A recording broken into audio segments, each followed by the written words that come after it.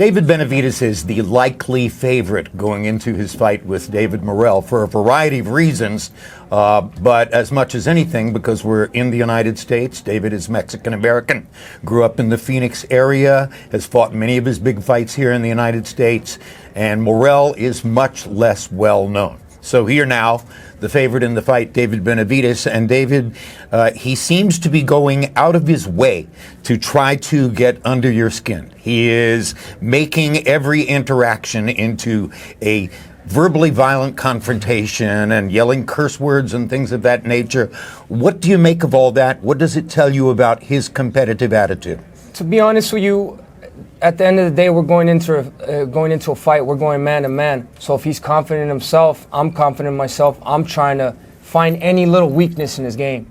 So that's why when I have those stare off and I talk of this and that, I'm trying to read his energy. And I read his energy. He knows he's in for the most tough fight of his career. And I'm just very excited. I'm very motivated to go in there and give the people what they want to see, because this is the biggest fight of my career thus far. So I'm excited to shine this Saturday. There's a natural predilection among boxing journalists like me, and based on all of our past history, the notion is that, he went through the Cuban amateur program, he has that kind of sophisticated training in his background, he's a southpaw, therefore he is the more technically dangerous fighter. Do you see that, or is that a myth? I don't see that at all. Honestly, I've worked with a lot of great amateur fighters back then, but this is not an amateur fight. You could be technically sound for 3 or 4 rounds, but when you're getting hit, when David Benavidez is putting that pressure on you, putting combinations together, that all goes out the window. But like I said, I'm just excited because I know for a fact that when I get it in there with a great fighter, a greater David Benavidez comes out. So I'm excited to perform and go toe-to-toe with this guy. And if I have to hunt him down, I will hunt him down. If I have to box, I will outbox him. But my mindset is I'm going in there, I'm going to shut David Morrell down. I watched you blow up Demetrius Andrade at 168 pounds. You detonated him. It was not a competitive matchup at all. Then against Alexander Vocek at 175, something entirely different. One thing I've said to people, they knew each other, they had sparred with each other. In boxing, familiarity often leads to equality.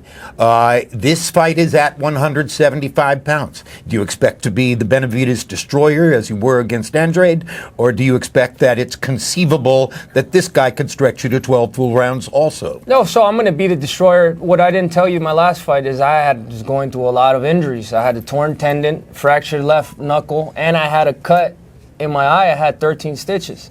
That was 3 weeks before the fight. Why'd you go through with the fight? Because that's what type of fighting spirit I had. I felt like it was such a big moment that I couldn't let the fans down, because they were expecting Gervonta Davis and they were expecting David Benavidez. So, like I said, I 100% care about the fans and how they feel. I knew if I would have been taking out the card, that it wouldn't have made the card as big as it was supposed to be. But for me, knowing that I go in there with 2 injured hands and a cut, man, somebody with even just a cut, they wouldn't even went through with the fight, let alone 2 injured hands. And I still got the best out of Vocek. And Vocek, he was a great amateur fighter. I think he won the silver medal in the Olympics. He's a multiple world champion. And, and I went out there and I blew him out the water, you know what I mean, with 2 injured hands. So for this camp, I was able to work strength and conditioning. My hands are perfect. Everything is good. So now I'm going to be the destroyer again. I think you actually got an opportunity to prove your point about craft in the Vocek fight, regardless of whether people are disappointed that it wasn't a knockout. Let's anticipate success here with a victory in this fight.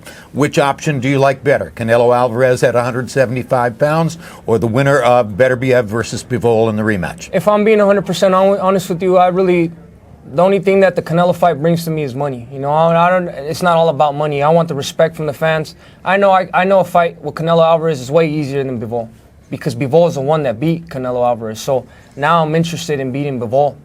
That's what I'm more interested in. I'm interested in going up there, winning all the titles, and winning the respect from the people. Did you score Beterbiev Bivol 1? I thought Bivol won. You and I are together. Yeah, I thought his output, his boxing, I thought he just won a better fight. He did a better fight, and he landed more punches, more eye-popping punches, in my opinion.